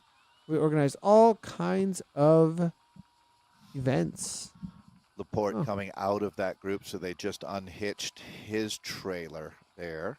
Let's see if he can get that. I think that's well, we talked about riding in that group as long as you can and then trying to find your rhythm. I think that's what Laporte's doing right now, the optimum rider out of Canada. 100%. Great job there for sure. To make as Laporte's going to settle in probably in this climb, Dave. You know, I did this one recently for a threshold effort, and I gotta say, this now they're doing La Renee. They're not doing all the way to the top actually, which is going to be a little bit different. If they were going all the way to the top, we're in for a much longer broadcast, that's for sure. But they're not. They're just going to the first banner for Renee. So there's probably going to be around another maybe 30 minutes or so here, but you get into a rhythm, but they're not going to see those upper slopes. There's still going to be a little bit of vegetation around them, but now De Silva here falling off. So now again, we've got a similar situation, a group of 4 though instead of 6. Yeah, a little bit smaller group. Again, I think everybody's in their own private world of hurt at this point. Yeah, you look around, and it's nice to have someone else setting the tempo at times, as you can just take that one little pressure off of yourself. But in this group right now, everybody's got to be hurting. You see, they're all sitting. I mean, this is even a little bit quicker, a little bit more effort, I should say, than in the race we just watched over the last hour. These guys are all a little closer to 6 watts per kilo right now. So this is another legitimate sufferfest. These guys are in the hurt box. Jumping across over to the bees real quickly. Go and say hi to them. As It's interesting, Nathan, because it's not like they're shooting around and there's attacks left, right, and center. It's truly a sufferfest. I mean, there's no way this doesn't hurt. The grade is at 11% right now. The only thing that they're not experiencing that the Tour de France riders are is the blistering heat at this point. Well, Well, then some of them maybe though, depending on the fan situation, right, Dave? I true. Well, mean, good point. whew. I mean, I'm sure, I don't know where all of these riders are, but plenty of the Northern Hemisphere is in a heat dome right now. So, yeah, the heat, I actually should take that back. The one thing that they're not experiencing would be millions of fervent fans on the side of the road right next to them, I guess would be pretty fair because they're getting the full Monty as far as the experience goes. They've done about, not quite, but close to half of the climbing that they've got in front of them. It's been nearly 27 minutes of racing, and they know they've got more than 27 minutes just pure, unadulterated suffering out here. De Silva now, it looks like 5.2 watts per kilogram. He's going to be going backwards just a tad. 18 seconds is the gap. Laporte now holding on at about an 18-second gap between them. Moraes, though, coming back. This looks like a little bit of group of three going to be forming here for this 7th and 6th and 8th place battle. And every spot matters. It's interesting, Nathan, when you look at how you do find your rightful place in the peloton eventually. And these three are going to have quite a battle going on right now. As you can see on a climb like this, Nathan, there's no way that you're not going to have a bad stretch. It's just really trying to limit the damage during that time and come good again and then not overcook it.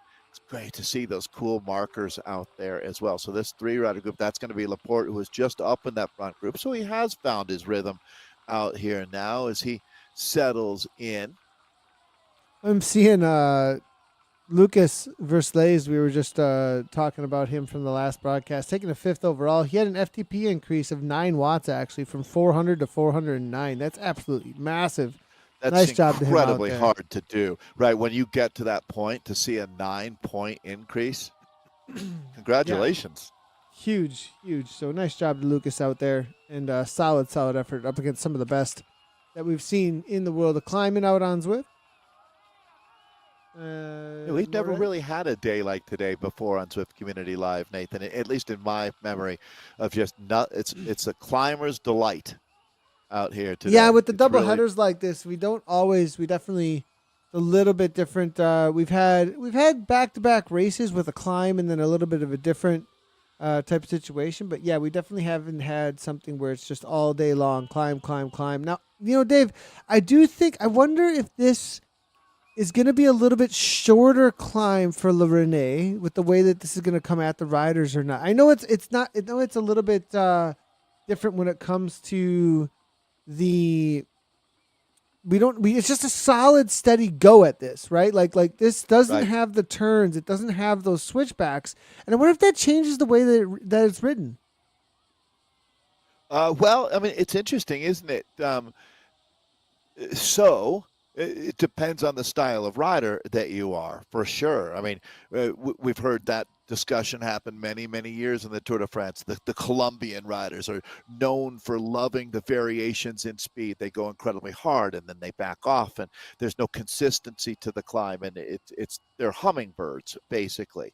Where the bigger diesel type climbers like more of a steady pace, like Tade, for example. Not so much the explosion and then wait, explosion and wait, although Dottie's pretty good at that as well. But certainly what you're talking about today, this climb suits a steady type climber much better.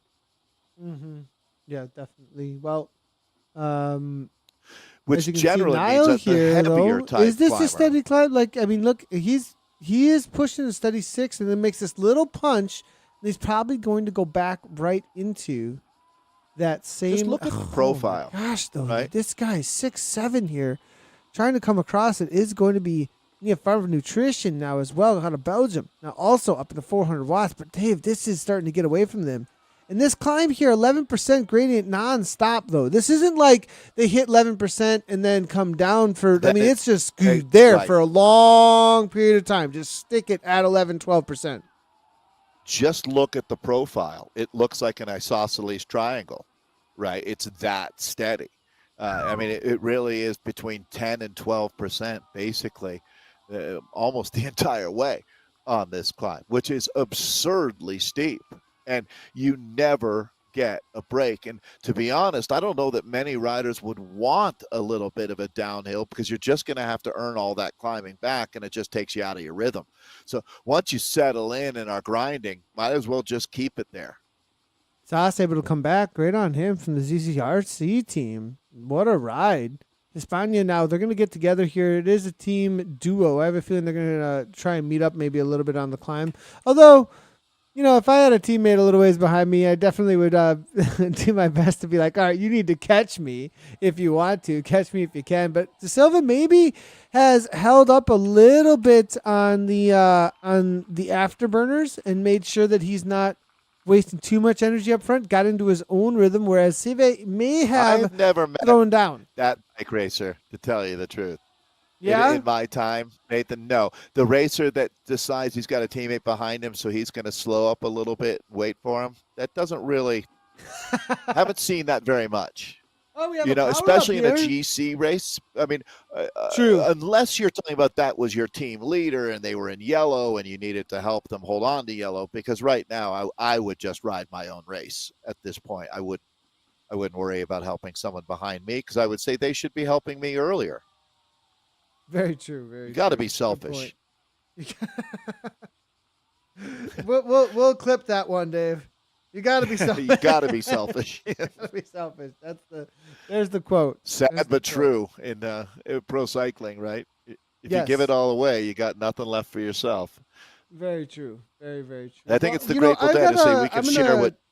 Quickly, just let everybody know. For some reason, in the world of France, all of our tools that get us across to another rider seem to not and only in France for some reason are not getting us over to the other riders. I'll see. I'm doing everything I can at this point, and if I can get us over to the B category and the C category, I will do it. But I've tried every tactic I know of. There's one more tactic that may work, it may not, but if it does, I will get us over to the likes of Martin Dampierre from Sisu Racing, Mickey Cromman, Jensen, Jeff Rooney.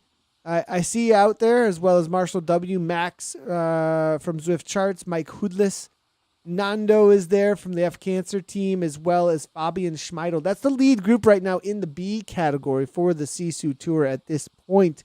And as quickly as we can, if we can, we will jump across to you to give an update on where things stand and get some live images. But this is the battle here right now for 7th and 6th place. It looks like they were able to get rid of Korshin. De Silva walked away from them, but the Canadian here sitting in 8th. It's going to be Nielsen here from Team SZ. Always great to see them as he hits the 10% gradient with a couple of chasers behind him. All right. And this is another great perspective on what just the climb seems unending for our athletes out here. There's not going to be many riders that even have a group to pace with, as it is going to be a solitary effort. And that's what they sign up for. It's just going to be a tough day on the bike, but you're going to come out of it stronger. I saw Nathan talking about iron sharpens iron online, and this is an example of the iron becomes you against the hill. In this case, it's not another competitor in a lot of these situations. It's just you're digging as deep as you can, and you're going to fight this mountain all the way up to the top. And that's exactly what Swedish Swifter Nilsson is doing right now. Everybody knew this was going to be about an hour on the bike and 632 meters into the around 1150 that you got ahead of us. So that's maybe not that encouraging at this point in the climb, but things do get better as you continue. Hope is the greatest of all human emotions. And that helps a lot, doesn't it, Nathan, having a rider just up the road to chase. It gives you a carrot dangling out there. And Koshame right now, it goes both directions, trying to hold off Nilsson. But in this case, I think the advantage goes to the chaser mentally. 100%. I think you're right there when it comes to the having a little bit of hope up in front of you. It can go both ways, though, can it? Right? It can go both ways, though, because if you look up front and you see somebody throwing down 5 watts per kilogram and you can only do 4.6, and then you go to 4.7 and you're like, oh, that's just the limit. That's just it. And that can kind of put you backwards. So it's definitely like, what's in the legs that they can give you hope or despair, that's for sure. And it's always nice when it's one of those good days. And it looks like Nielsen might be having a good day to be bringing back the Canadian, Korshin. as well as maybe The All age Star up old ahead. the age old question, Nathan, would you rather be the hunter or the hunted, right? Where are you going to get more adrenaline out of Oof. that? I go And back and yeah, forth on I that mean, one. I'm always back and forth on that one. yeah. That's for sure. And you know what? That could depend on your mentality at that moment in your racing career as well. Um, Yeah, so it's just one of the many fascinating elements that keeps sports so intriguing for me. That's for sure. I mean, you could just sit here, honestly. I mean, if you really, really love your bike racing and watch these two and see who's gonna make it to the top first. You can see right now, Shane, the Canadian, is they're pretty much matching each other on watts per kilo. We're not watching that; it's holding at 3 seconds, but it's not going to hold forever. So eventually, there'll be a crack in someone's armor. Go ahead and as we're looking for how the race is playing out in the Sisu Tour, we do have results in for unofficial results in for the Chasing Tour, Chasing Yellow stage number 10. And let's see if we got all the way So that's the race down we to the just covered. C category. It is the race we just covered. Yep. C category So here, they Dave. Mike Hardy, solid result here for him. well, there you go. We had a chance to watch Mike out racing and see the man at work. He's holding on to now a 9 minute and 19-second advantage after 10 stages here. So Mike Hardy, GHT of the Dirt OMSL team is your yellow jersey. Roy Imahara sitting in second right now. Anthony Tan is in third. So this is an ongoing GC, so we won't award the cups yet, but that's if we stop the race right now where things would stand. Ben Wisby in fourth, Nathan Edwards of the Scotty Tremaine team in fifth, Dot Hanu in sixth, Josh Townsend in seventh. And when you look at it, the time gaps are relatively substantial. It looks like the closest battle we have there is going to be between fourth and fifth between Ben and Nathan. Josh Townsend sitting in seventh right now. He's got Jonathan of the RWB Riders Without Borders team in eighth. Right behind him in ninth is Scott Rose. And then Blake Charles, he's going to round out our top 10 right now after 10 stages of Chasing Tour. Nice job to the C category. Nice job to everybody who showed up out there today. I did see the numbers were a little bit lower, and I'm not surprised on a hard day like today. The climbing shows up, Dave, and next thing you know, the numbers go down just a little bit Hey, here. where are you guys? Where'd everybody go all of a sudden? What Everybody happened got out here? All right, I'll take over on the B's here. William Aubrey, great job to the Frenchman here at BFFA there with the 109.54, 4.7 watts per kilogram. It's going to be Andres Vander for NSK at 4.2 at 111 on that Tour of Fire and Ice. Don Cornelis SPSD at 4.3, 111.28, just 133 back from the win. Franz Kuetler in fourth place. As you're seeing a common trend here, right around that 4.0, as that is the B cusp a lot of times. Only 144 back. It's going to be Patrick Johnson for Coalition in fifth place at 112.07. Stuart White, TFC, the Friday Criterion, 4.1 watt per kilogram average at 113.21, 326 back from the win. Marcel Holler, CNID, at 4.0 watts per kilogram, 114.23. Nuno Gancalo for the Two Guys team, I believe coming out of Portugal at 4.0 watts per kilogram, 114.42. Jerome from the DW there, 4.0 at 115.42, 547 back. And Henrik Balzer Zen for the Cave Soldiers. I got to know who the Cave Soldiers are. That's a new one. That's a new team for us. We got to look them up. What's up with Cave Soldiers? Hopefully they got an official profile because I bet you their branding's pretty cool. Cave Soldiers is a cool name. I'm curious. Let's take a look at the A's now. Thank you, Nathan. Taking the win was Gökhan Ospe. Congratulations, Gökhan. 5.7 watts per kilo, just over 1 hour to win by just under 4 seconds. James Young of MTNT is going to take second. Alexei Kalman for third today. Luis Bertoni in fourth. Lucas Verslees in fifth. Big Dog for sixth. Morton Christensen of DZR in seventh. Moto Beats Alpha DRA in eighth. H.R. Haggard in ninth, and David Kowalski of the Coalition team rounds out our top 10 battle royale today in chasing yellow. So Climbers Day has been had, Nathan. I'm sure a lot of legs right now are feeling the lactic acid. That's for sure. I didn't see any D category finishers. I'm not sure. A lot of times on the D category, perhaps on a day like today. Wow, look at this.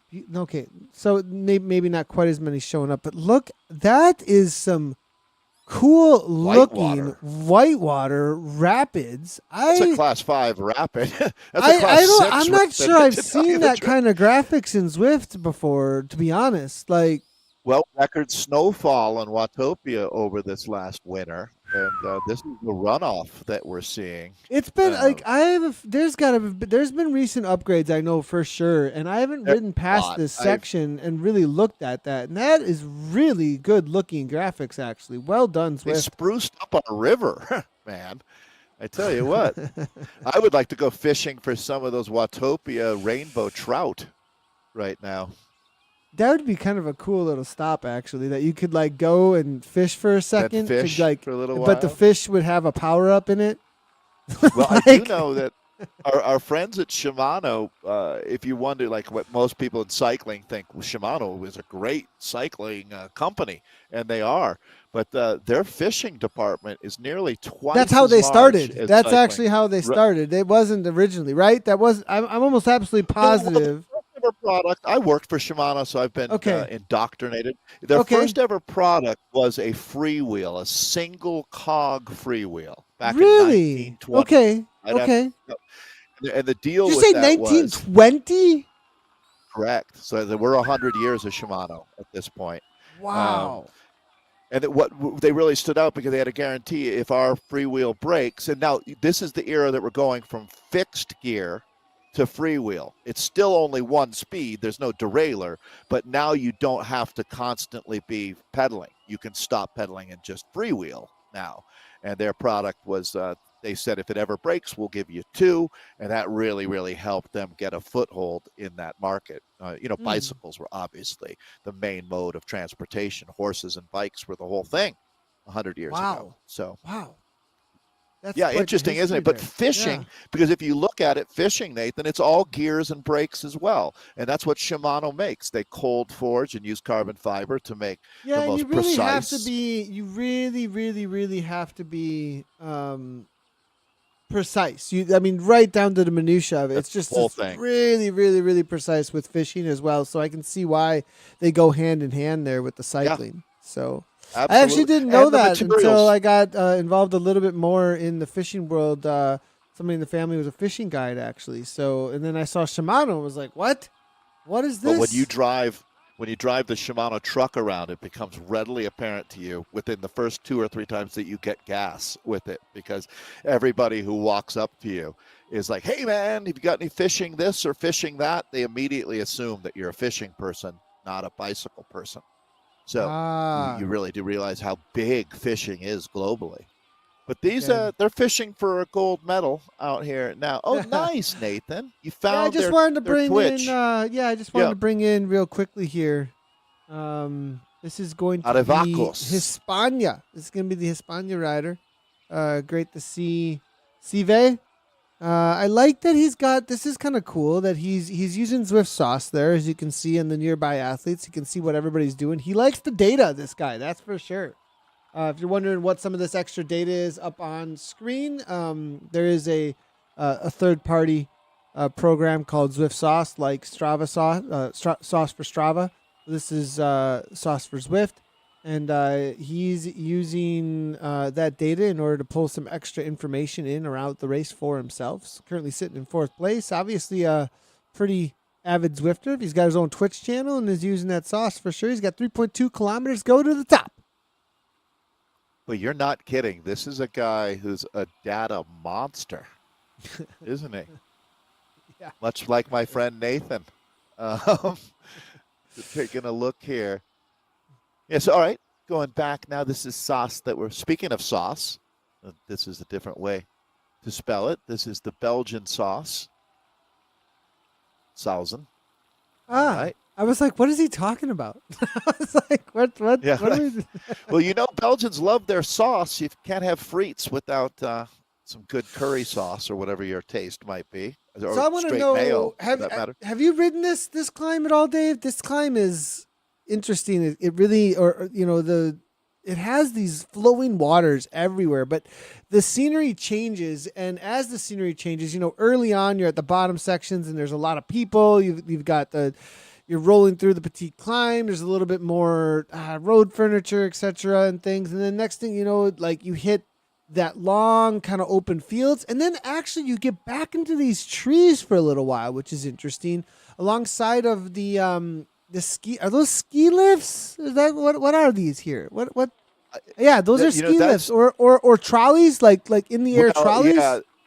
Those would be the largest ski lifts on No, they're the not ski planet. lifts. Okay, so then there's No, those there's big, something. there's those I, I those traveling trolleys, those ones that take you to the top of a mountain. gondolas, the Gondolas. Thank gondola, you, right? thank you, thank you, thank Yeah, no. So this course, so these were designed with the 2020 Tour de France Virtuelle in mind. If I remember correctly, Lauren Stevens won on this course when they had the tour back. you. Did This she was obviously really? during COVID.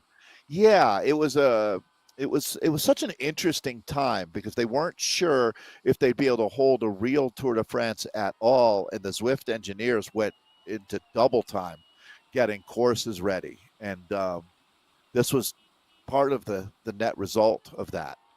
Hmm. Right on. That's just a wild time, wasn't it?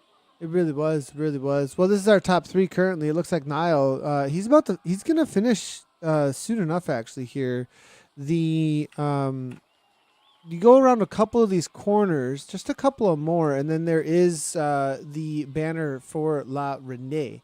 Look Uh, at the spin drift coming up over the river rocks there. That mist. I mean, that's what the our one thing that gaming. is missing is little trout like jumping out of the water. That would be pretty cool, wouldn't it? If they actually It's had. coming. I get the feeling it'll only be a matter of time until one day we see a trout, Nathan, and the excitement will be off the. It'll be similar to the day that you spotted the kappa. Real quickly, this is stage five. La Renée, 22.8. We need a kappa in there. There's going to be a trout kappa. Okay, 22.8 kilometers, 1,181 meters of climbing. We just watched also the Tour of Fire and Ice for stage 10 of Chasing. Those replications here today, riding along with the Tour de France stages as well, trying to copy them as best we possibly can with the World's Zwift. And Sisu as well as Chasing Yellow have put these together. If you want more information on those, go ahead and over to Chasing Tour.com as well as Sisu racing.com. Those are places that you can find more information about them. And he's got about a K to go to the top here. Niall's been pushing crazy watts per kilogram, walking away from everybody. He's got 107 here on Nia Farmer trying to chase him down out of Belgium. Sass is also out of Belgium with 121 down from him. Our current fourth place rider is going to be Steve from Team Hispania. And then De Silva as well is here at a steady 4.6. That's your top five currently. Behind them is going to be Portugal battling out with the All-Star CRP Dirt Rider there for that 6th and 7th place. Behind them, Nielsen from SZ is battling it out with the Canadian Kurshin. And then Lageman from Sisu, the German rider here, grinding out 60 RPMs at 154 beats per minute. And he's got the best beard in game right now. No kidding. Nathan, anybody ever tells you that Zwift is an American company, an American thing, I would highly suggest that they take a look at all the flags that you see that we have competing during the day today. I mean, it's as international as could possibly be. As a matter of fact, I mean, American flags have been relatively rare today, to tell you the Yeah, truth. that's interesting. Good point there, Dave. Actually, that the Maybe one in especially the 20 riders racing is scene American. though. I think is it the racing scene? Do you think, Maybe. Dave? Because I think Well, it's also the fact that, I mean, right, America is right in the middle of our racing season. So most people who, race outdoors wouldn't be racing on Zwift today, per also se. our broadcasts are mostly around lunchtime America too. Very So I good think point. if we do cover the evening times. I have You a would feeling a see a lot of higher times. percentage of Americans Yeah, if we were racing at yeah. Because when six we do o'clock your America's time. Yeah. ZRL, think about America's ZRL and what kind of a crew we get there, right? We get a lot more Canadians than Americans in with that. But I mean, the point taken though, like there's definitely a massive amount of Europeans all over our races. We got about 300 meters to go, 400 meters to go. You can almost see the line off in the distance. For Nile, that is. Yeah, but yeah, for Nile, right? Some other riders are still much further back down the mountain. But yeah, everything changes when you can see that finish line, that sense of relief. Almost you can feel your body responding to the fact that it realizes that this effort does have an ending. There will be a period on the end of this sentence here. As we look at our leader on the back pedal team, still holding on to 6.5 watts per kilo. You definitely get two different kinds of sensations too, as well, depending on how good of a day you're having. You can have that second wind kick, like okay, the line is right there. There's something still left in the legs, and I can kind of grind, pull something out. And then sometimes you're just like, I'm just scraping the bottom of the barrel, and there's just nothing left. And it looks like I think Niall here he's putting his hands up in the air and can kind of take it easy to the line as he makes his way here. 180 beats per minute. Nice job to Niall from backpedal. I do see him around the community a lot, and I want to say thanks for jumping in, Niall from backpedal, and Nia Pharma here as well from Nia Pharma Nutrition. I'm wondering what Nia Pharma Nutrition is, because it's got to be some sort of a business or something that's being, I would think, promoted in the name there. You can hear me jumping on Google as you speak. So as we take a look, one thing, that Nia Pharma jersey pops for me, I will say. I'm impressed. Yeah, it's Anna calls it tartan. It's tartan. What would you call that? Not tartan. That's for sure. I would call that more tie-dye. Tie-dye. Maybe it's not tartan. Doesn't it look like one of the Scotland kits? Maybe I got that wrong. So, I saw with you guys doing the wrap yesterday, that Doty kit that you were talking about. Yeah. That is tartan. Yeah, so tartan is that Scottish pattern. There's many versions of tartan. Chat's gonna get on me about this one. This is always the fashion, and when I get things wrong on this, and then I love it. Yeah. I love it. Correct me, because I learn things constantly. Every other time I open my mouth, something is learned. That's what I'm seeing it from here, Nathan. I do see a little bit of tartan element to it, so I do understand where. Up until the last 5 seconds, I had no idea why you would call that tartan at all, but I did see that pattern. There's argyle or houndstooth. Well, tartan is another type of pattern that has variations within it, and I guess that could fall under tartan. Now that I take another look. Really separated out race out here today. Nobody together at all. I mean, as far as the race goes today, everybody just in their own suffer cave here. Is Sauce now 5.3. One last kick to the line, 183 beats per minute.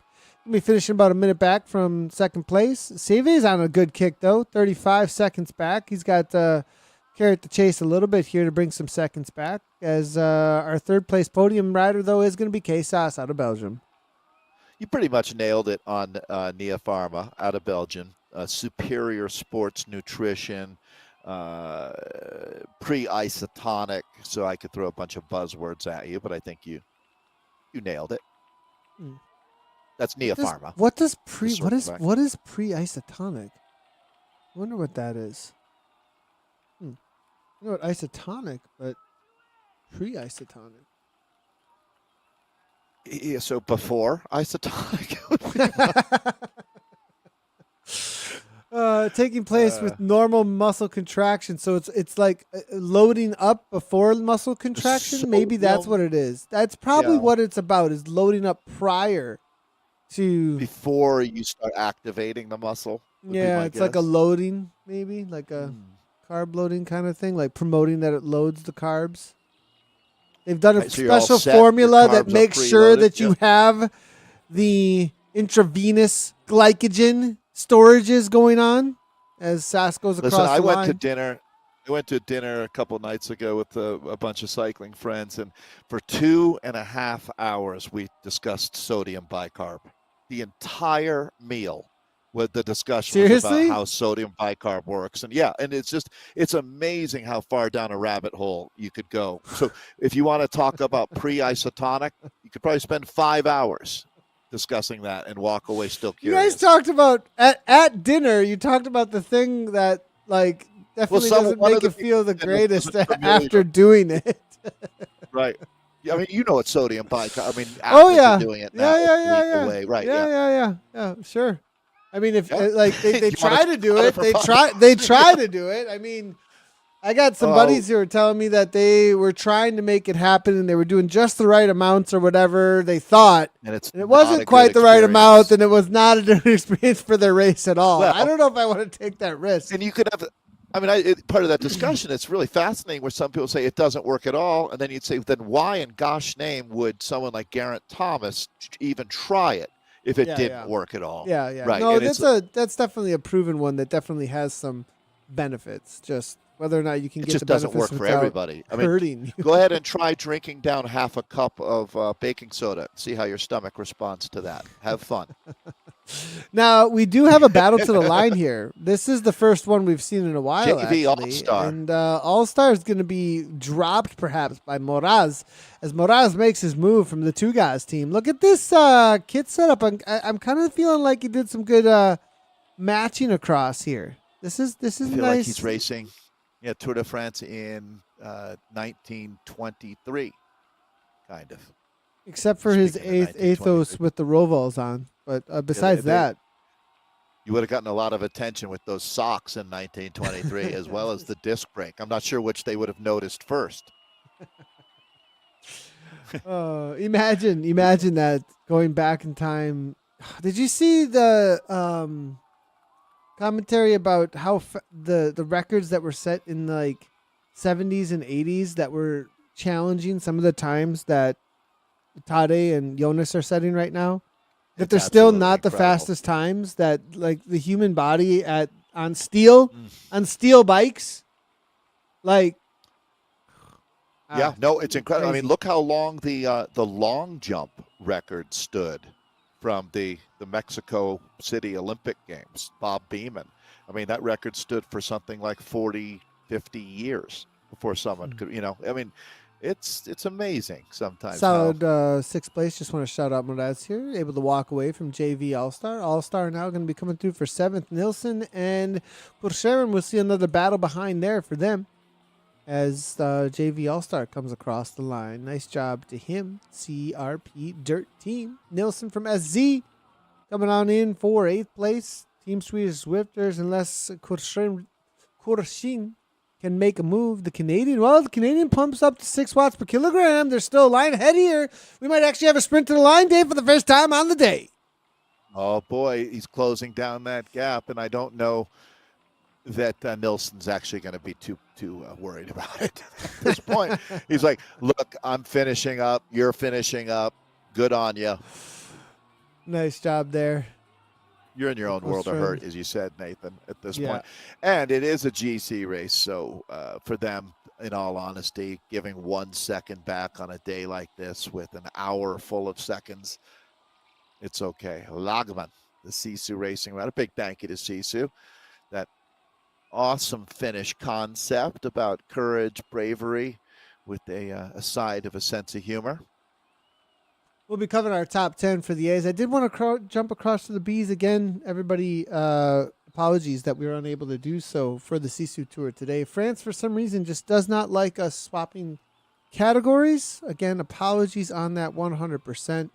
We will give some shout-outs, though, here real quickly, to who we see leading the current situations from the Zwift Power data that is coming through. Legeman here from Sisu Racing is going to round out our top 10, though, for the day for the A's. We'll make our way back for those that are participating in the A category with C. Meany.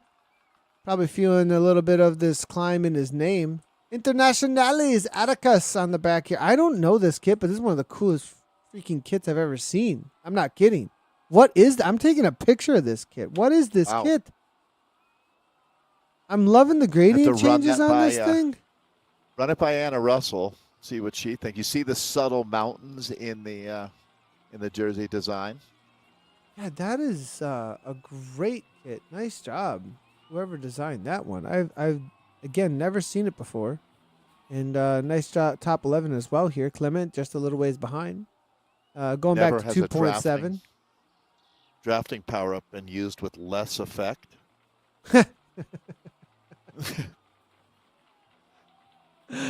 Oh, I love the call out there. That's Meanie.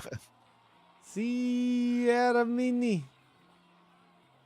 That just came across the line. Clements. He's got to let me know where that came from. I got to know. There's a nice little battle happening here for 13th and 14th. The It's kit, behind, actually. the kit, Nathan, for Meanie? Is that what you're? Yeah, I was talking about the kit from Meanie was Yeah, that's just cool. so cool. I'm with you. Oh, we've got some steering going on here, left and right. We've got the vegan kit as well. Sisu's here, and they are battling these two. Loving it. Sorensen here. YouTube Mr. Pedal, better go find him. Garcia, Costa Rica's right on his wheel, and they've gone back and forth a little bit. But Garcia, look, he's got the steering. But does he have the watts? You can have all the steering in the world, but I'm not sure he's got the watts. Well, this is going to be a throwdown. We're going to bring this one on home. So one last drink out of the bottle. That's going to be the Sisu rider. YouTube Mr. Pedal right there. Now closing that gap. Garcia, the Costa Rican, now has got things on even terms. Are they going to kick? Feather power up is deployed, and now he launches. Garcia, Costa Rica he just takes stole it that down. man's lunch. Absolutely gone. I don't know if he wants his lunch. I think I think Sorensen eats meat. So what do you think they're serving? You think he's a carnivore, huh? The cannibal. So it looks like up there at the Zwift Cafe. I don't know. I mean, the Sisu guys, they're the Vikings. I don't know, man. I don't know if they. We'll see. We'll see. They're not vegans. They're the Vikings. They're not the vegans. Yeah. They're the Vikings. Oh man, we're gonna get in trouble now.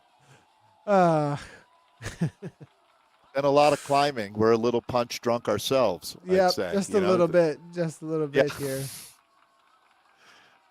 Well, this is what you get on a climbing stage on Zwift is a little bit of extra commentary. Mm-hmm. Well, Niles, I think I appreciate Niles coming in and letting us know he does have full verification, and good on him for all of that as well. We were talking about that earlier. Just want to make sure that you got a good coach, buddy. Make sure you got a good coach and somebody who you're bouncing things off of for sure. Just want to say that out loud, that you're working with somebody who keeps everything in wraps, because it is a fine line between performance and health. So just be careful with all of that, because getting too light is never a good thing. Never a good thing, especially for in real life racing too. So Craddock here, SBG now, UK, 170 beats per minute. 15th place as the riders come across the line. We're going to get our results coming on in here. Dave, the climbing days, they're always interesting ones. You know, it's depending on how many show up and how it plays out. We've never done back-to-back mountain races like this, and it was definitely we got to see some of the scenery. You get a little bit of a feeling of the history of Zwift and the castles that are out on Zwift, or any of the iconic sections that are there for sure. But great job to everybody out there. It's definitely one of those days that everybody gets into their own little personal pain cave and figures out what do they have to get to the line, especially in those solo efforts. Or if you got a little bit of a group, what can you do when it comes to following wheels? It's a lot harder sometimes than the high speed chases because it slowly walks away from you, that attrition up a climb. Great. And I tell you, for those folks that have only dabbled with Zwifting or haven't ever Zwifted, it is such a reality check when you get on these climbs. And part of for me, Nathan, the watching so much racing and watching people like you go flying up these climbs, the perspective when you yourself are doing it, you feel like you're not even moving, to tell you the truth. It's how slow you're going. So with all due respect, these athletes are absolutely railing their way up these climbs. And the effort is tremendous, and it's what makes it worth it. No question. So we were talking about it yesterday, but the turnout for these races has been tremendous. The spirit is alive, and your comments are well noted. Nathan. I think that for anybody working your way into racing on Zwift, it's really good to have some mentors around you, some folks that can be a reality check for you and help give you some tips and the things to do and the things not to do. 100%. Now, I just want to give a shout out here. This is along to the finishers. We're going to do our results here for the A's. I'm going to reload and see if we can get a few of the B's as well, and then we'll take off. But in the B category, we do have. I need to bring in. Let's get this going here. Let's go ahead and see. This is one of Neil Duffy. Actually, is going to be our background. Good to see Neil. This is a long time Zwifter. I know this name from way, way back. Great to see him. But here's our A category results as they are stand. Dave, you want to take these through us? All right. Sure, thanks, Nathan. 52 minutes and 38 seconds at 6.2 watts per kilo. That's Niall on the top step of the podium for the back pedal team. And the gold cup to go with it. Silver standard today here at the Sisu Racing Tour Stage 5 is Nia Pharma Nutrition. Third place going, and the bronze medal to go with it, Kevin Sass out of Belgium. Then we've got Seve, the two Hispania riders here. Seve for fourth and Victor da Silva for fifth. Fabio Moraes in sixth today.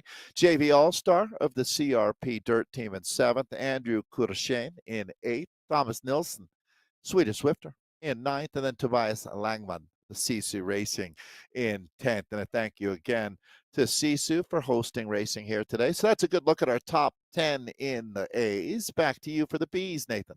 Well, this is what we got so far in the B category. Jeff Rooney, followed up by Fabian Schmeidel. And then it's going to be Marshall Witkowski. That's your top three. 103.07, 30 seconds back there, about four. Fabian Schmeidel in that 103.37. And then it's going to be Marshall Witkowski, as I said, for the dirt team there, 103.50.